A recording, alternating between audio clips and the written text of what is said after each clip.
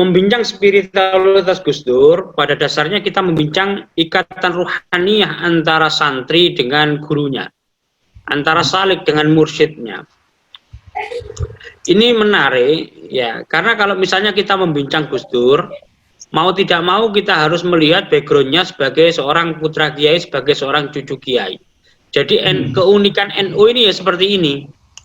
Makanya NU itu garda terdepan untuk mempertahankan NKRI, karena sejak awal berdirinya Republik Indonesia sampai sekarang, ini Bani Hashim ini yang NU melalui Bani Hashim ini yang mempersembahkan 3 generasi terbaiknya untuk Indonesia. Yang pertama kakek, kedua anak, ketiga cucu. Ini luar biasa bagi saya. Dan kedua mereka ini adalah orang-orang yang memiliki jiwa keikhlasan di atas rata-rata. Nah, kembali lagi kepada permasalahan yang ditanyakan oleh salah satu penanya mengenai aspek spiritualitas Gus Dur. Yang paling penting kita bisa melihat prosesnya ketika Gus Dur itu tahun 1970-an dan juga 1980-an, Gus Dur banyak menulis kiprah para kiai yang pada 2 dasawarsa sebelumnya itu dianggap kolot, tradisionalis, konservatif, dan katro. Plus kemproh kan gitu kan. Nah, jadi yang luar biasa bagi saya ketika Gus Dur itu justru mempromosikan para kiai dan jalan hidupnya, plus prinsip-prinsipnya maupun asketismenya dan kecintaan mereka terhadap ilmu, itu justru di 3 corong sekularisme di Indonesia. Yang pertama Prisma, yang kedua Tempo, yang ketiga Kompas. Ini sebuah strategi yang sangat luar biasa, sehingga kemudian pada dasawarsa berikutnya 1990-an banyak Indonesianis yang mulai atau sudah tertarik untuk meneliti serta menelaah kiprah para kiai yang ada di Nahdlatul Ulama, di mana kumpulan tulisan Gus Dur ini kemudian dibukukan menjadi buku Kiai Nyentrik Membela Pemerintah. Ya, berisi kurang lebih 30 catatan Gus Dur mengenai kiai-kiai, diantaranya Kiai Muhammad Ahmad Sahal Mahfud dan kecerdasannya, Kiai siapa lagi itu Syekh Mahfud Tarmasi, lalu kemudian Kiai Wahab Sulang, dan banyak kiai-kiai yang lain. Ini menarik, bagaimana kemudian Gus Dur tidak mempromosikan kiai ini di media massa milik Islam, mungkin di panji masyarakat misalnya, atau di aula misalnya, karena Gus Dur tahu prinsip kehidupan para kiai ini justru disebarkan dan harus dipopulerkan melalui corong sekularisme. Ini adalah kecerdikan dari Gus Dur itu sendiri. Jadi ketika orang-orang lain itu melihat bahwa para kiai ini adalah sosok yang konservatif, bahkan kemudian ketinggalan zaman, Gus Dur itu justru mempromosikan nilai sebaliknya, mempromosikan kepribadiannya dan seterusnya. Ya. Yang kedua, kalau membincang Gus Dur, kita bisa melihat wawancara di Kick Andy. Bagaimana kemudian sosok yang dikenal liberal ini, ya kan, yang dituduh Syiah, dituduh PKI, dituduh komunis, kok iso komunis, iso Syiah, iso liberal, ini piye dia, ya kan, gabungan sedemikian. Itu justru, ya kan, di dalam wawancara Kick Andy ini menariknya lagi, Metro TV kita tahu betapa sekulernya media ini. Tapi dalam wawancara Kick Andy kembali lagi Gus Dur menyebutkan bahwa pertama-tama saya adalah seorang santri yang dimana ketika saya diperintah oleh 9 orang guru saya nyemplung api, saya pun ikut. Coba, betapa kemudian Andi F. Noya itu geleng-geleng saja, dan kemudian jamaah penonton yang ada di situ itu melongo semua. Bagaimana bisa ada seorang presiden RI keempat yang dikenal dengan gagasan-gagasan modernismenya, berbasis post tradisionalisme, ternyata masih memiliki sikap hidup yang menempatkan dirinya sebagai seorang santri, yang menempatkan dirinya sebagai seorang salik di hadapan mursyid sedemikian rupanya. Ya, makanya kemudian kalau kita melihat Gus Dur, ya, mau tidak mau kita harus juga melihat aspek spiritualitasnya. Ini juga yang biasanya saya sampaikan ketika saya mengkritik beberapa orang yang mengatasnamakan Gus Durian. Saya pun Gus Durian, ya kan. Beberapa orang yang mengatasnamakan diri Gus Durian, tetapi seringkali yang dibahas itu justru hal-hal yang tidak ada, atau justru tidak ada yang dibahas pada aspek spiritualitas Gus Dur ini. Ya. Saya pernah bertanya, apakah kemudian ketika kalian mengadakan diskusi di dalam gereja, di dalam ini dan seterusnya, pernah nggak mengkaji, misalnya, siapa mursyidnya Gus Dur? Siapa Kiai Son Haji? Mengapa Gus Dur sejak muda itu menjelajahi dari satu makam ke makam yang lain, sembari menghafalkan Alfiyah, ya, dan seterusnya? Pernah nggak dikaji bagaimana paradigma usul fikih Gus Dur ketika memerintah Republik Indonesia? Ternyata hal-hal ini sangat sekali tidak luput, tenggelam di bawah wacana kemanusiaan, wacana-wacana yang lain lah yang selama ini seringkali dikaji oleh para pengagum-pengagum Gus Dur. Jadi ada satu titik di mana seringkali kemudian kita yang mengatasnamakan Gus Dur misalnya itu luput mengapati hal ini sekaligus mengkajinya, yaitu aspek spiritualitasme ini.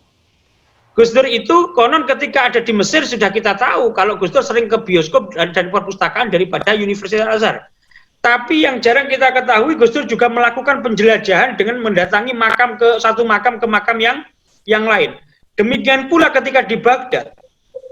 Jadi aspek sarkopnya Gus Dur ini yang jarang dipahami. Padahal ini yang justru banyak melindungi Gus Dur itu dari beberapa peristiwa yang mungkin mencelakakan dirinya di zaman Orde Baru. Ya, ini yang menarik lagi manakala Gus Dur dalam tulisan yang berada di kumpulan tulisan maupun ceramahnya Kiai Said Akil Siraj, judulnya Islam dan Kebangsaan. Di situ ada transkrip ceramah Gus Dur, ya, di salah satu ceramah, ya, di hadapan banyak orang, Gus Dur itu bilang seperti ini. Kalau saya selama Orde Baru, selama itu biasanya dibuntuti oleh Intel, saya senantiasa mengirimkan Fatihah kepada Sayyidina Ammar bin Yasir. Kenapa saya kirimkan Fatihah kepada Sayyidina Ammar bin Yasir? Karena beliau adalah rajanya Intel. Ya. Loh, ini luar biasa. Bagaimana sosok yang digambarkan rasional, ya kan? Ya kan? Itu ternyata masih memiliki ikatan ruhaniyah, ya, yang bersambung secara terus-menerus dari mursyidnya kepada mursyidnya sampai kemudian kepada para sahabat Nabi, dan masih mempraktekkan tradisi ala warga Nahdliyin yang kirim Fatihah tawasulan sedemikian rupa. Dan ini menarik, ya kan? Makanya kalau misalnya yang ketiga yang hendak saya sampaikan, kalau kita berbicara mengenai eskavator, bukan eskalator ya, eskavator makam-makam keramat di Nusantara, mau tidak mau kita harus menelusuri pada 3 nama. Yang pertama Gus Dur, yang kedua Gusmi, yang ketiga Maulana Habib Lutfi bin Ali bin Yahya. Gusmi itu sama Gus Dur, ya, yang kedua orang yang sudah wafat ini, memiliki radar spiritual yang memiliki sensitivitas tinggi. Sensornya, sensor ruhaniyahnya itu sangat tinggi. Servernya sangat kuat. Sehingga kemudian setelah melewati satu daerah, biasanya Gus Dur itu menyempatkan untuk mendatangi makam yang sudah populer atau makam ulama yang wafat ratusan tahun silam, tetapi makamnya tidak dikenal oleh masyarakat sekitar. Saya contohkan misalnya apa yang ditulis oleh Muhammad atau Ilah Sohibul Hikam, Profesor A.S. Hikam dalam bukunya Gus Durku, Gus Dur Anda, Gus Dur Kita. Bagaimana Gus Dur itu pada suatu malam ketika diundang oleh Pak A.S. Hikam untuk menghadiri haul dari ayahnya, yaitu Kiai Fatah Mansur kalau tidak salah, di Plumpang, Tuban. Hadirin sudah berkumpul karena itu majelis haul. Hadirin sudah berkumpul menantikan Gus Dur itu ribuan orang. Ternyata sampai jam 12 malam Gus Dur itu ditunggu tidak pernah datang. Ternyata saat itu memang tidak ada media telepon ya, sangat jarang handphone ya, nggak ada. Ternyata ketika ditanya, dari mana Gus, kok nggak datang-datang? Ini sudah jam 1 malam baru datang ke sini. Iya Kang, saya ini barusan ziarah ke makam Mbah Kertowijoyo. Mana itu Gus? Ini makamnya di desa sini di sini. Loh, saya kok nggak tahu Gus. Siapa Mbah Kertowijoyo itu? Itu adalah panglima perang di zaman Amankurat II. Namanya kalau tidak salah Said Abu Bakar Al-Husaini. Beliau kemudian setelah era Amangkurat atau berapa itu kalah perang, beliau itu memilih untuk menyingkir ke wilayah Mancanagari Timur sekaligus juga mendakwahkan Islam hingga akhirnya untuk menghindari kejaran Belanda beliau mengubah namanya menjadi Mbah Kertowijoyo. Dan naasnya Kemudian masyarakat, karena ini sudah ratusan tahun, masyarakat justru lebih mengenal makam ini sebagai makam tokoh kejawen. Sehingga saat itu pada awal tahun 1990-an, Gus Dur seringkali datang ke makam tersebut bersama Kiai Haji Abdullah Fakih Langitan Tuban untuk membersihkan makam, sekaligus juga menggelar ritual tahlilan di situ. Sehingga kemudian lambat laun citra makam Mbah Kertowijoyo yang identik dengan makam kejawen, yang seringkali didatangi oleh orang yang butuh nomor togel dan seterusnya, itu kemudian mulai terubah citranya bahwa ini sebenarnya adalah makam waliullah Mbah Kertowijoyo. Ya, orang Arab mengubah nama menjadi Jawa. Kalau sekarang kan tidak, orang Jawa pengen jadi Arab, irunge pesek namanya diubah. Muhammad Gatot jadi Muhammad Al-Hattat. Nah, ya kan? Ya kan? Ya kan? Jadi kan gitu kan. Klepon jadi Klepun, masyaallah dan seterusnya. Jadi ini luar biasa dakwahnya. Lah, ini kemudian ada lagi cerita manakala Gus Dur datang ke Sumeneb. Gus Dur datang ke Sumeneb naik mobil saat itu, kemudian ketika melewati pantai utara Madura, lewati Pamekasan ya, Gus Dur tiba-tiba meminta kepada sopirnya untuk membelokkan ke sebuah makam yang tidak terawat. Ini makam kuno, dari batu nisannya 100 tahun lebih. Ternyata memang di situ ketika ditanya oleh sopir, tahu nggak, kata kamu tadi aku ke makam siapa? Dijelaskan sama Gus Dur, ini adalah makamnya ini, makamnya ini, makamnya ini. Bagi saya ini adalah daya jelajah spiritual yang luar biasa. Bagaimana kemudian radarnya memiliki sensor, aspek sensorik yang mampu mendeteksi makam-makam keramat yang ada di Nusantara. Ya kan? Nah, kemampuan seperti ini tidak bisa dipelajari secara otodidak. Ini pasti membutuhkan seorang guru, dan saya yakin Gus Dur pasti memiliki guru yang mengajarkan kepada beliau tata cara untuk mengenali makam-makam keramat seperti ini. Kalau di bukunya Greg Burton, yaitu di halaman-halaman awal itu dijelaskan bagaimana usia 14 tahun kalau tidak salah, Gus Dur saat itu menghafalkan Alfiyah, Nazm Alfiyah Ibni Malik sembari melakukan perjalanan jalan kaki ke makam-makam keramat yang ada di Jombang hingga jalan kaki ke Malang Selatan. Dan dalam proses kepulangannya tersebut seringkali ada orang menawarkan kepada Gus Dur, karena tahu kalau dia adalah cucunya Kiai Haji Hasyim Asy'ari, menawarkan tumpangan mobil kepada Gus Dur, tapi dia menolak. Gus Dur menolak. Dia memilih jalan kaki sendiri. Yang keempat, ini yang paling penting. Jadi kalau misalnya dikatakan ya, presiden siapa yang paling fashionable di Indonesia? Jawabannya Soekarno. Presiden mana yang paling tidak peduli citra dan juga paling tidak peduli terhadap foto-foto dirinya yang beredar? Jawabannya Gus Dur. Coba fotonya Gus Dur yang melongo. Apakah kita pernah melihat Soekarno tanpa kopiah? Tidak pernah. Apakah kita pernah melihat foto Pak Harto tidak tersenyum? Tidak pernah. Tapi apakah pernah kita melihat foto Gus Dur melongo, Gus Dur ngopil, Gus Dur kukur-kukur? Banyak. Ini adalah presiden yang didekati dalam perspektif kemanusiaan melalui lensa kamera. Dan ini luar biasa. Nah, kaitannya pada aspek spiritualitas juga sama seperti itu. Yaitu bagaimana Gus Dur setelah tidak menjadi presiden, dia tidak lagi peduli terhadap citranya sebagai mantan presiden kayak atau apa, tapi selalu saja ini yang sampai sekarang sangat sulit ditiru. Bukan hanya generasi muda, tapi juga para kiai sangat sulit menirunya. Apa?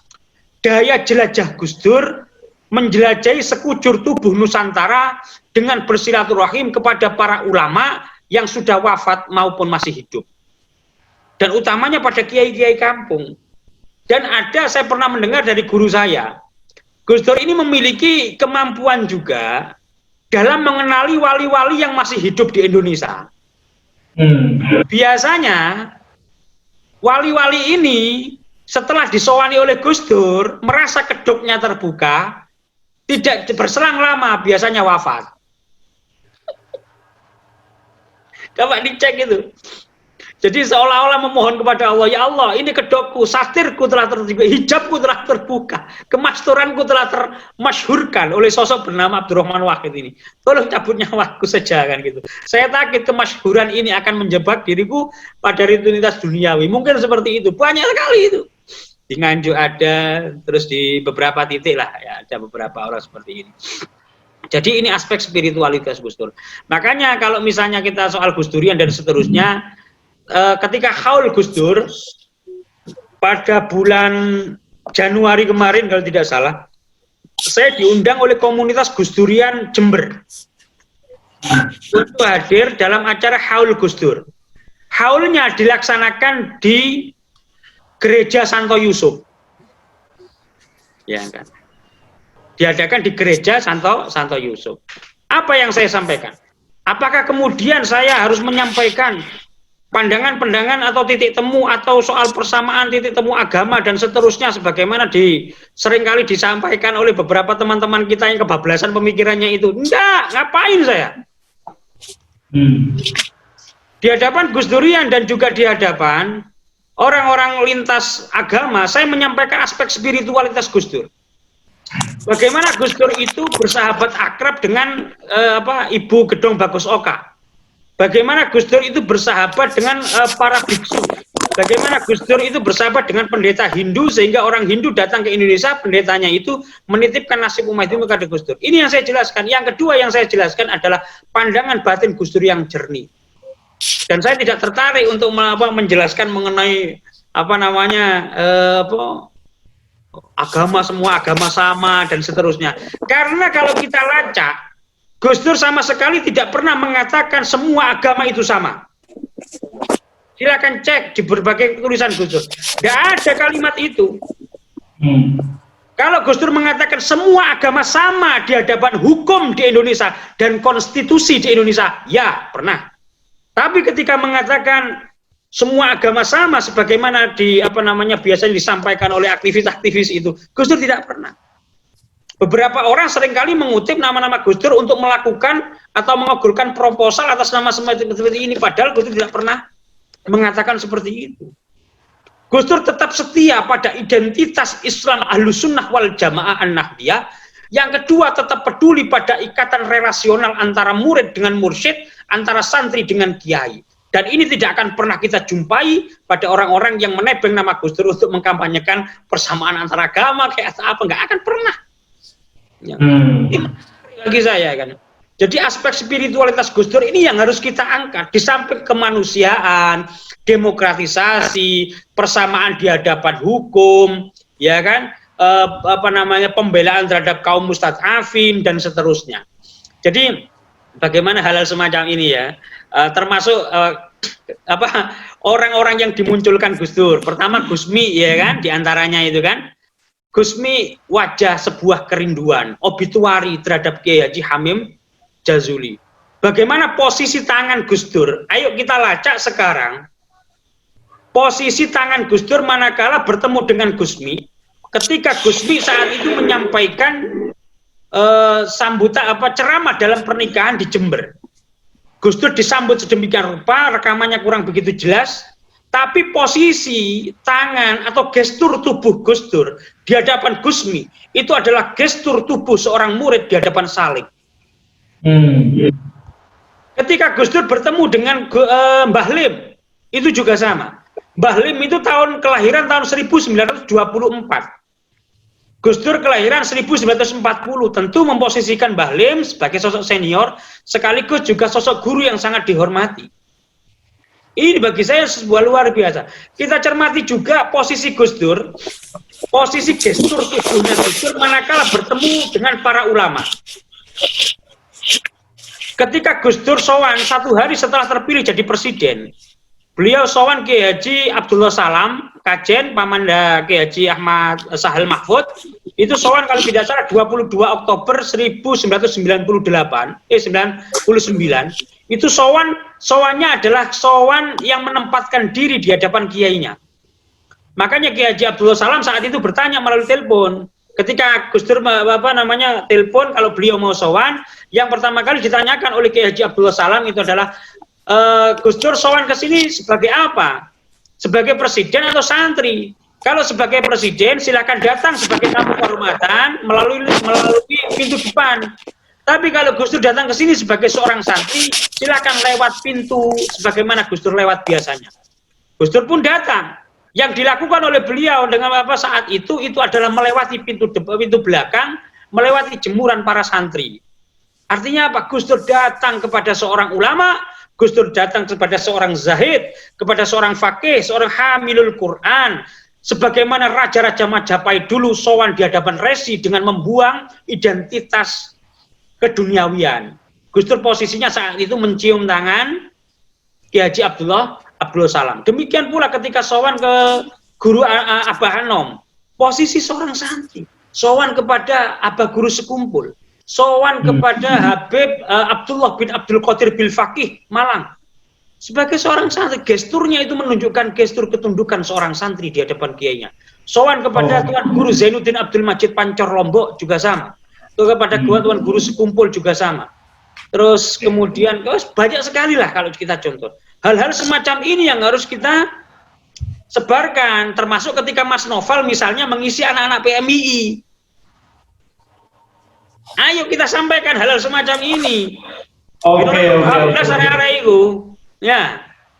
Ayo kita sebarkan. Ini loh, ya kan. Lo kok membela apa namanya? Kok membela hak LGBT, mengatasnamakan Gus Dur, itu kurang ajar itu. Ya kan? Belani homo itu urusanmu. Tapi lek kon iku nggawa jenenge Gus Dur ya berhadapan. Ya kan? Kok sih digawa soal Gus Dur itu soal hal-hal seperti itu ya. Kenapa sih? Padahal soal aspek spiritualitas Gus Dur itu Masya Allah luar biasa. Ada orang yang berpendapat bahwa Gus Dur ini yang pertama baiat kepada Thariqah Syadziliyah. Yang kedua baiat Thariqah Qadiriyah wa Naqsyabandiyah dan seterusnya.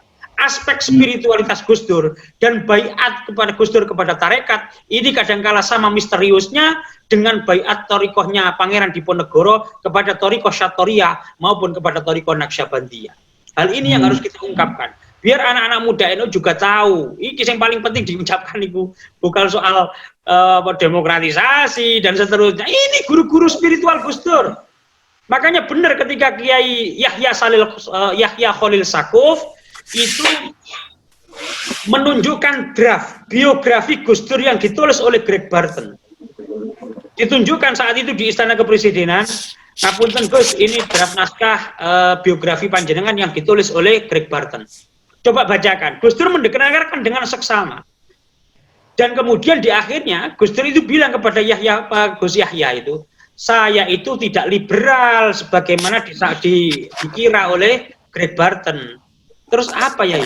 Saya itu post tradisionalis. Apa bedanya? Kalau liberal itu tidak percaya yang namanya jihad. Saya masih percaya. Yang kedua, orang liberal tidak percaya barokah. Saya masih percaya. Ini cerita ini disampaikan oleh Gus Yahya Khalil Saquf manakala pertemuan Gus Durian di Yayasan Al-Farabi Nganjuk ya tanggal 10 Agustus 2013 ya. Bagi saya ini menarik. Ya. Sekali semacam ini yang harus kita kumpulkan. Nah soal agama tadi itu ya. Ini saya kemarin nemu majalah Aula tahun 1996 kalau tidak salah. Gus Dur itu berceramah di hadapan para kiai di pondok pesantren di Jember. Ya kan? Ya beliau itu cerita mengenai pertemuannya dengan seorang uskup dari Prancis yang bertanya mengenai jihad. Gus Dur menjelaskan jihad sekaligus juga menjelaskan dan mempromosikan ajaran Islam Nahdlatul Ulama ketika berbicara dengan uskup ini. Ini menarik ini. Jadi cerita pertemuan Gus Dur dengan uskup ini, Gus Dur cerita di hadapan para kiai. Sekaligus ya itu mengungkapkan bahwa ini Islam ala NU ini yang layak dibawa dan dipromosikan ke luar negeri. Ya.